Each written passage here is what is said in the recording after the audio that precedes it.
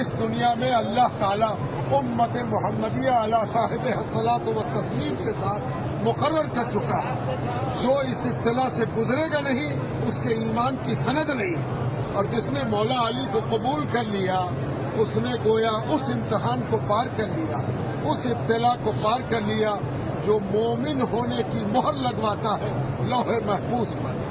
تو ہم سب مولا علی کے حضور میں حاضر ہیں، نیاز مندانہ، عاجزانہ، ملتمسانہ اپنے حقیر وجود کو لے کر حاضر ہیں کہ یا مولا، اے مولا کائنات، اے عرب و عجم کے سید، ہمارے تمام اجداد، شیوخ، ہمارے تمام اسناد آپ کے قدموں پر نثار ہیں. آج ہم بھی نثار ہونے آئے ہیں، اور ہم بھی اسی لیے آئے ہیں کہ مولا ایک نظر قبولیت، ایک نگاہ قبولیت اٹھ جائے تو ہماری اور ہمارے اخلاف کی، ہمارے مریدین کی، متوسلین کی بھی قبولیت ہو جائے. آپ کی نظر کا اٹھنا